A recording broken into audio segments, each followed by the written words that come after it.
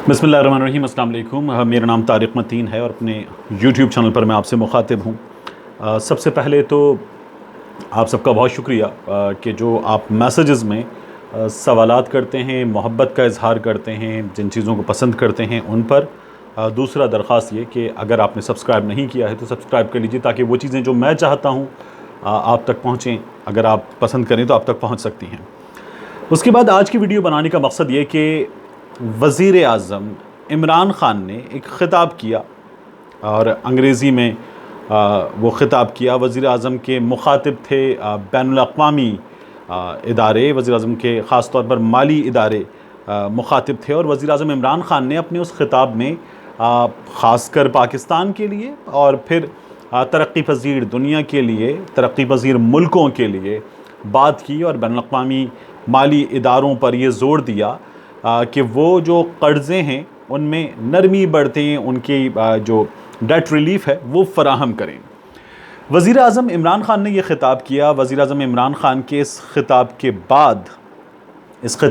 बाद international monetary fund ने एक फ़हरिस्त जारी की और उस फ़हरिस्त में इंटरनेशनल मॉनेटरी फ़ंड ने, IMF ने ये बताया कि 25 मुल्कों को डेट रिलीफ़ दिया जा रहा है और उन 25 मुल्कों में पाकिस्तान शामिल नहीं था।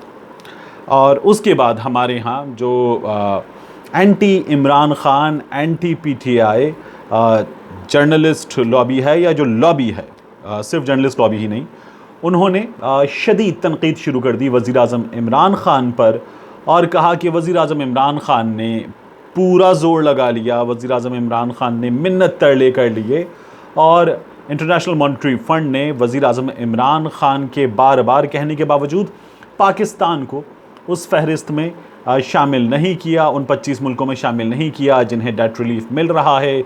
ये वज़ीर आज़म इमरान ख़ान की नाकामी है। इमरान ख़ान की बात बैनुल-अक़वामी मालियाती इदारे नहीं सुन रहे, इमरान ख़ान की बात को कोई अहमियत नहीं देता। तो मैं आज की वीडियो इसलिए बना रहा हूँ कि इस तनकीद का, इस लिस्ट का और कुछ चीज़ों का हम जायज़ा ले सकें। सबसे पहले तो IMF ने जो 25 मुल्क जारी किए हैं, इनकी बात करते हुए आप ये देख लीजिए कि IMF ने ये फ़ैसला जो जारी किया है, इस फ़ैसले से पहले एक इजलास हुआ। उस इजलास में ये फ़ैसला तय किया गया। उस इजलास से पहले IMF ने अपनी वर्किंग की है। ये वर्किंग चंद घंटों की नहीं है। वज़ीर आज़म इमरान ख़ान के ख़िताब में और IMF के फ़ैसले में चंद घंटों का फ़र्क है, लेकिन IMF की वर्किंग चंद घंटों की वर्किंग नहीं है। तो कुछ अक्लमंदों के लिए इशारा काफ़ी होना चाहिए था, लेकिन उसके बावजूद भी चूँकि काफ़ी नहीं है तो इसलिए मैं ये वीडियो जो है वो बना रहा था। अब IMF ने उन 25 मुल्कों के नाम दिए हैं और हमारे यहाँ जो तनकीद हो रही है, ये तनकीद इमरान ख़ान पे नहीं हो रही है। असल में जो तनकीद कर रहे हैं उन्हें जान लेना चाहिए कि आप ये तनकीद असल में पाकिस्तानी होते हुए भी पाकिस्तान पे कर रहे हैं। ये कैसी तनकीद है, मेरी समझ में बात नहीं आ रही। अफ़गानिस्तान इस लिस्ट में सबसे पहले है अल्फ़ाबेटिकल ऑर्डर के हिसाब से, और अफ़गानिस्तान का अगर आप जायज़ा लें, इस लिस्ट में जो मुल्क हैं उनका जायज़ा लें, कुछ हक़ाइक़ का जायज़ा लें तो बहुत सारी बातें समझ में आती हैं। अफ़गानिस्तान की जो पर कैपिटा इनकम है वो है $520। बेनिन की पर कैपिटा इनकम है $901। बर्किना फ़ासो की $715। सेंट्रल अफ्रीकन रिपब्लिक की $475। फिर ये 25 मुल्कों की फ़हरिस्त है। इसमें चाड की $728 पर कैपिटा इनकम है। कोमोरोस की $1415 पर कैपिटा इनकम है। इसमें 389 के साथ बहुत नीचे मलावी मौजूद है। इस लिस्ट में अगर आप देखें तो मैं आपको बताऊं, नाइजर मौजूद है $414 के साथ। इसमें बड़ी पर कैपिटा इनकम के साथ साओ टोम है $2001 के साथ।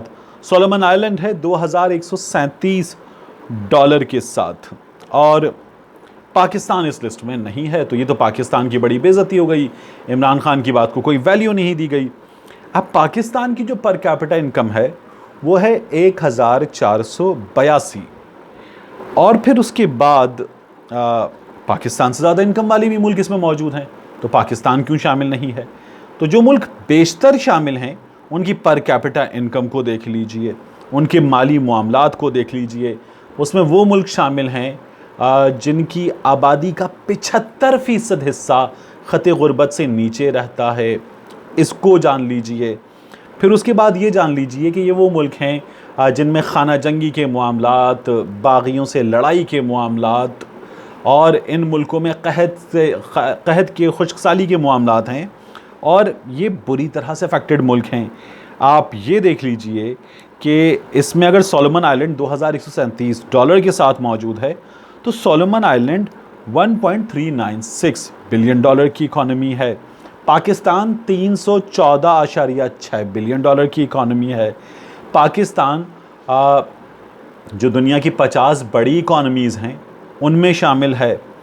और इसके बावजूद भी चलिए, ये 2018 के वर्ल्ड बैंक के फिगर्स हैं जो मैं आपको कोट कर रहा हूँ। मैं अपनी वीडियो के लिंक में डिस्क्रिप्शन में नीचे ये लिंक भी पोस्ट कर दूंगा कि वर्ल्ड बैंक जो बल्कि IMF का जो लिंक है ये भी मैं पोस्ट कर दूंगा, और वर्ल्ड बैंक का ये जो सोर्स है इस डॉक्यूमेंट की, जो मैं आपके सामने फिगर्स दे रहा हूँ, ये भी मैं आपके लिए पोस्ट कर दूंगा। तो ये इसकी बेसिस हैं। फिर उसके बाद चंद घंटों का फ़र्क है। ये चंद घंटों का फ़र्क ऐलान का है। उस ऐलान से पहले इजलास है, उस इजलास से पहले वर्किंग है। और आप ये समझ रहे हैं कि पाकिस्तान जो है वो नहीं है, तो ये इमरान ख़ान की नाकामी है। यहाँ एक बात समझ लीजिए कि हम जब इमरान ख़ान पे तनकीद करते हैं, या कई दफ़ा हम एंटी इस्टेब्लिशमेंट बन के इमरान ख़ान पे और इस्टेब्लिशमेंट पे तनकीद करते हैं, तो हम दरअसल पाकिस्तान पे तनकीद कर रहे होते हैं अपनी नासमझी में। तो आप इंसाफियन हैं, या आप नून लीगी हैं, या आप पीपल्स पार्टी वाले हैं, या आप जमात इस्लामी वाले हैं, आप कोई भी हैं, उससे कहीं पहले आप पाकिस्तानी हैं। तो अपनी तनकीद से पहले ये देख लिया कीजिए कि आप जो तनकीद एंटी इस्टेब्लिशमेंट बनकर कर रहे हैं, एंटी इमरान ख़ान बन के कर रहे हैं, आप जो तनकीद एंटी पीपल्स पार्टी बन के कर रहे हैं, उस तनकीद से खुदा ना खास्ता आप एंटी पाकिस्तान तनकीद के तो मुर्तकिब नहीं हो रहे। बस इतना सा एक जायज़ा है जो आपको अपनी तनकीद से पहले ले लेना चाहिए। और अगर ये तनकीद आप सोशल मीडिया पर किसी ऐसे प्लेटफॉर्म पे कर रहे हैं कि जो सब तक पहुंच रही है, तो ज़रूर ये जायज़ा लेना चाहिए। और अगर आप खुदा ना खास्ता एक बहुत बड़े जर्नलिस्ट हैं, आप एक बहुत बड़ा नाम हैं, तो तब तो आपको ये, अब मैं इनके नाम नहीं ले रहा, ये जायज़ा ज़रूर ले लेना चाहिए कि आपकी एंटी इमरान या एंटी इस्टेब्लिशमेंट तनकीद खुदा ना खास्ता एंटी पाकिस्तान तनकीद तो नहीं बन रही। अल्लाह हाफ़िज़।